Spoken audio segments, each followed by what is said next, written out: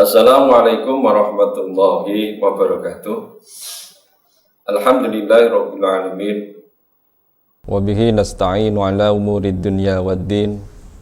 Wassalatu wassalamu ala sayyidina Muhammadin wa ala alihi wa ashabihi ajma'in. Allahumma salli ala sayyidina Muhammad tibbil qulubi wa dawaiha wa afiyatil abdani wa shifaiha wa nuril absari wa diyaiha wa qutil arwahi wa gidaiha wa ala alihi wa sahbihi wa sallim. Amma ba'du.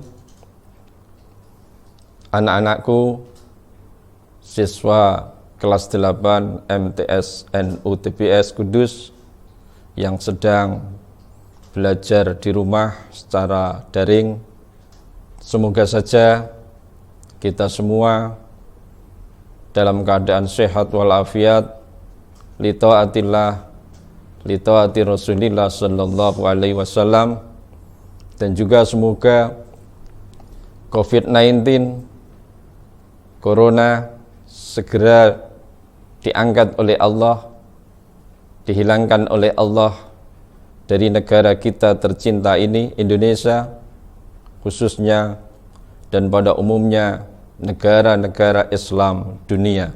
Amin. Allahumma amin. Sebelum kita memulai pelajaran pada kesempatan kali ini, alangkah baiknya kita membaca Fatihah dulu. Kita tujukan kepada Rasulullah sallallahu alaihi wasallam, keluarganya, para sahabatnya, dan juga muassis madrasah tercinta kita, Madrasah Taswiqut Thullab Salafiyah TPS Kudus, guru-guru kita, dan juga pengarang mu'alif Mandumatul Baikuniyah, yaitu Syekh Umar bin Muhammad bin Futuh Al-Baikuni. Semoga kita semua mendapat berkah, mendapat ilmu yang bermanfaat fid dini wad dunya wal akhirah. Al-Fatihah. Bismillahirrahmanirrahim. Alhamdulillah. Ar-Rahmanirrahim. Maliki yaumiddin. Iyyaka na'budu wa iyyaka nasta'in. Ihdinas siratal ladzina an'amta 'alaihim ghairil maghdubi 'alaihim waladdallin. Amin. Selanjutnya, anak-anakku, siswa kelas 8 MTS NU TPS, bisa dibuka kitab Mandumatul Baikuniyah halaman 52, yang pada kesempatan kali ini kita membahas tentang hadis maudhu. Al-qismu tsani wassalasuna al-maudhu'u. Al-qismu tsani utawi bagian kang kaping pindho, wassalasuna lan 30 iku al-maudhu'u, aran hadis maudhu'. Wal kadibul muhtalakul masnu'u ala nabi fadalikal maudhu'u. Wal kadibu utawi hadis goroh, al muhtalaku kang den gawe-gawe apa al kadibu, al masnu'u kang den karang-karang apa al kadibu, alan nabiyyi disandaraken marang Kanjeng Nabi Muhammad sallallahu alaihi wasallam. Fadhalika mongko utawi mengkono-mengkono al-kadibu iku al-maudhu'u, aran hadis maudhu'. Hadis yang ke-32 adalah hadis maudhu', yaitu hadis yang dibuat oleh seorang pendusta yang hasil buatannya disandarkan kepada Rasulullah sallallahu alaihi wasallam. Ini terjemahan bebas dari nadom yang disampaikan oleh Al-Baikuni. Secara bahasa, lafadz maudhu itu adalah isim maf'ul dari kata dasar wado'a, yada'u wad'an. Artinya sama dengan lafal isqat, yaitu meletakkan, menyimpan. juga bisa mengandung arti al-iktira wal ikhtilaq, yaitu mengada-ada, membuat-buat. Sedangkan secara terminologi, menurut istilah muhaddisin, bahwa hadis maudhu' ialah al-hadisul maudhu' huwa ma nusiba ila Rasulillah sallallahu alaihi wasallam ihtilaqan wa kadban mimma lam yaqulhu aw yaf'alhu aw yukirrahu. Hadis maudhu' ialah hadis yang disandarkan kepada Rasulullah sallallahu alaihi wasallam dengan cara dibuat-buat dan dusta terhadap segala sesuatu yang Rasulullah tidak pernah mengucapkannya, melakukannya, maupun menetapkannya.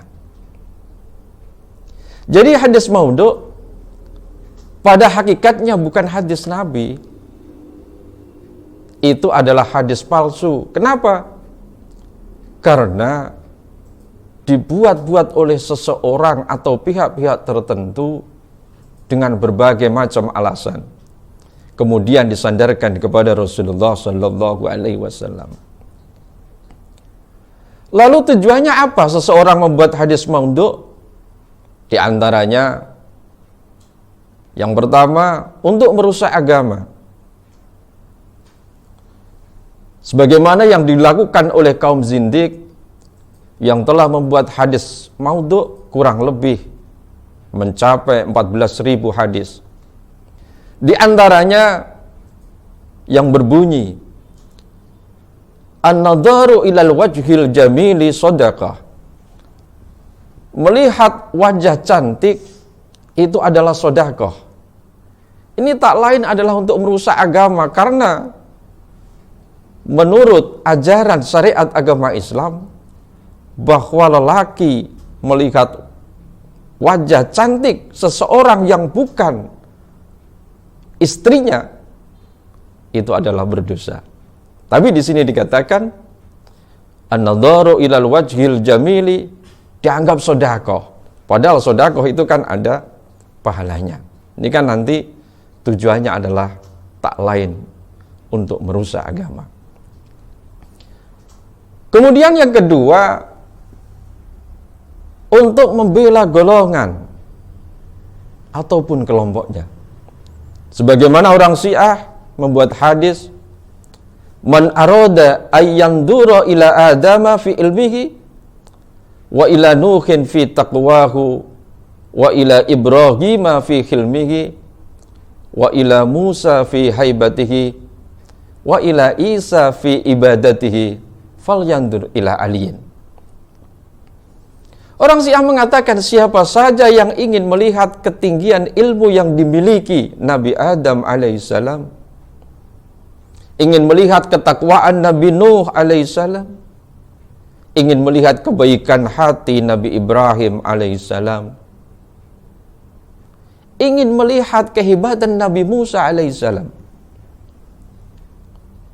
dan ingin melihat ibadahnya Nabi Isa alaihissalam, maka hendaklah ia melihat Ali. Kayaknya semuanya ada di sahabat Ali. Ini adalah hadis maudhu' yang dibuat oleh orang Syiah. Begitu juga orang yang fanatik terhadap Muawiyah, dia juga membuat hadis. Al-umana'u salasatun, ana wa Jibril wa Muawiyah. Anta minni ya Muawiyah wa ana minka. Kata Rasulullah, disandarkan kepada Rasulullah oleh orang-orang yang fanatik terhadap Muawiyah. Orang yang bisa dipercaya di dunia itu ada 3. Yang pertama Rasulullah, saya yaitu Rasulullah, karena hadis ini disandarkan kepada Rasulullah. Yang kedua wa Jibril. Dan yang ketiga adalah Muawiyah. Anta minni, kamu termasuk golonganku. Wa ana minka, dan aku bagian dari kamu. Ini adalah termasuk hadis maudhu'. Kemudian diantaranya lagi, yang ketiga, karena fanatik terhadap kebangsaan. Orang berkebangsaan Persia membuat hadis, Innallaha idza ghadaba anjalal wahya bil arabiyah wa idza radiya anjalal wahya bil farisiyah. Sesungguhnya Allah ketika marah menurunkan wahyu dengan bahasa Arab.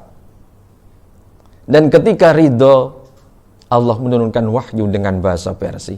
Ini adalah kayaknya bela orang Persia. Kenapa? Karena hadis palsu dibuat orang-orang yang berkebangsaan Persia. Begitu juga orang yang berkebangsaan Arab juga membuat hadis. Innallaha idza ghadaba anjalal wahya bil farisiyati wa idza radiya anjalal wahya bil arabiyah. Sesungguhnya Allah ketika marah menurunkan wahyu dengan bahasa Persia. Dan ketika ridho, Allah menurunkan wahyu dengan bahasa Arab. Ini juga bela kaum yang berkebangsaan Arab. Tapi semuanya hadisnya tadi yang disampaikan oleh orang yang berkebangsaan Persia maupun Arab tadi adalah hadis maudhu. Masih banyak lagi. Di antaranya untuk mencari simpatisan dari kaum awam. Seperti man qala la ilaha illallah khalaqallahu min kulli kalimatin dha'iran min qaruhu bin dahabin warishuhu bin marjanin. Siapa saja yang mengucapkan kalimat la ilaha illallah, maka Allah akan menciptakan seekor burung sebagai balasan tiap-tiap kalimat yang paruhnya terdiri dari emas dan bulunya dari mutiara marjan. Kemudian, bagaimana cara untuk mengetahui kalau hadis itu termasuk hadis maudhu? Di antaranya ada dua cara untuk mengetahui hadis itu dinamakan hadis maudhu. Yang pertama dari sanad dan yang kedua dari matan. Dulu ada yang pernah bertanya, Ustadz, mau tanya, lebih sakit mana ditinggalkan mantan apa matan? Ya saya jawab, ya lebih sakit ditinggalin mantan. Duh, kenapa Ustadz? Karena ditinggalin mantan itu tidak sakit. Yang sakit adalah tidak bisa ngelupain mantan. Nah, sedangkan kita belajar ilmu mustalah hadis, itu tidak bisa lepas sama matan dan sanad. Kadang-kadang kita mengetahui, mengkritisi matanya, kadang sanadnya, kadang kedua-duanya, baik matan bukan mantan, baik matan maupun sanadnya, supaya hadis tersebut bisa dikatakan hadis sahih maupun hadis hasan. Dikembali lagi, untuk hadis maudhu, cara mengetahui hadis tersebut dinamakan hadis maudhu, yang kita kritisi bisa dari dua sisi. Yang pertama, sanad. Sanad diantaranya pengakuan perawi sendiri. Perawi mengatakan bahwa hadis itu bukan dari Rasulullah, tapi saya yang membuat. Kemudian ada perawi terkenal sebagai pembohong, tidak terkenal adilnya, tapi terkenal pembohongnya. Padahal syarat hadis bisa dikatakan hadis sahih, hadis hasan, diantaranya rawinya harus apa? Harus adil. Kemudian perawi itu benar-benar tidak pernah bertemu dengan perawi di atasnya. Guru yang dianggap, orang yang di atasnya, yang dianggap guru, ternyata dia tidak pernah bertemu sama sekali. Sebagaimana Habib Umar, diaku gurunya, padahal Habib Umar yang Yaman. Tidak pernah bertemu dengan Habib Umar. Beliau pada waktu menyampaikan pengajian di Semarang, di Simpang 5, kita tidak pernah ikut. tapi ngaku-ngaku Habib Umar adalah guru saya. Ini padahal dia tidak pernah bertemu. Kemudian perawi dilahirkan setelah perawi di atasnya meninggal dunia. Orang yang diaku gurunya, katakanlah lahirnya seandainya tahun 100 Hijriah, sedangkan dirinya lahir pada tahun 125 Hijriah. Jelas tidak akan bertemu sama sekali.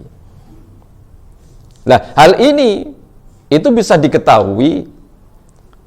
Saya biasa menggunakan kalau untuk mengetahui biografi para perawi hadis, mestinya banyak kitab Rijalul Hadis, tapi yang saya gunakan adalah kitab Tahdhibut Tahdhib karangan Ibnu Hajar Al-Asqalani yang terdiri dari 12 jilid, dan jilid terakhir itu hanya menerangkan fihris saja, hanya berisi fihris saja.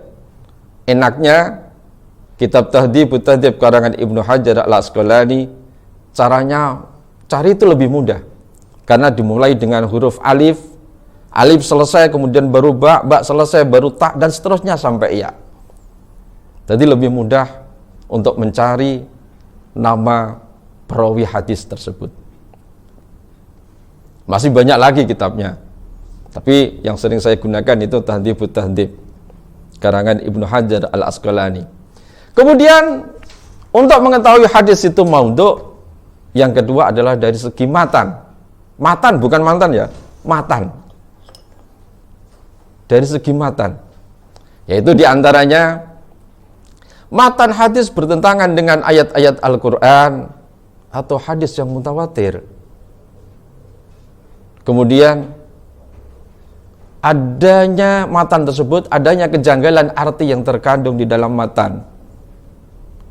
Pengertian hadis berlawanan dengan akal sehat, ilmu medis, atau sunnatullah. Ini ciri-ciri hadis tersebut nanti mengarah ke hadis maudhu. Lalu bagaimana hukum membuat hadis maudhu? Hadis maudhu wa syarrur riwayah. Hadis maudhu itu sejelek-jeleknya riwayat. Wa qad ajma'u ala andal kadhiba 'ala nabi sallallahu alaihi wasallam minal kabair. Para ulama muhaddisin sepakat bahwa berdusta atas nama Nabi adalah termasuk dosa besar. Bahkan wabalagul Juwaini fakufru man ta'ammadahu alaihi. Imam Juwaini mengatakan orang yang berdusta atas nama Rasulullah adalah dianggap kufur. Na'udzubillahi min dzalik. Wa ajma'u ala tahrimi riwayatil maudhu'i illa makrunan bibayanihi.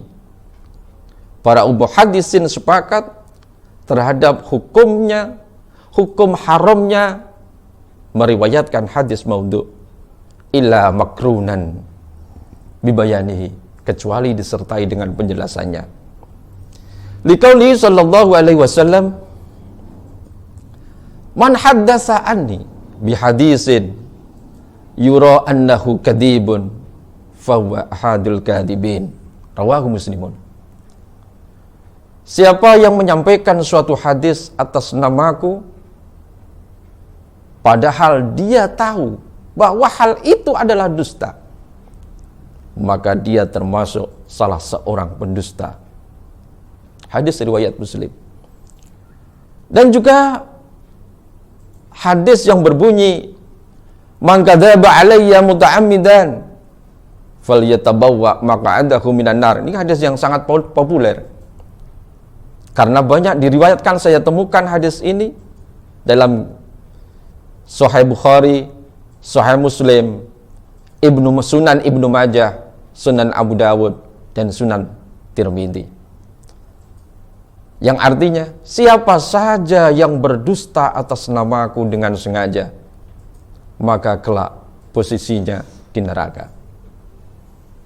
Anak-anakku, siswa kelas 8 MTSN UTBS Kudus yang sedang belajar, semoga kita semua mendapatkan berkah manfaat ilmu fid dini wad dunya wal akhirah, dan semoga kita dapat bertemu kembali di Madrasah Sanawiyah TBS Kudus. Amin Allahumma amin. Demikian yang bisa saya sampaikan, kurang lebihnya mohon maaf.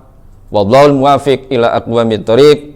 Wassalamualaikum warahmatullahi wabarakatuh.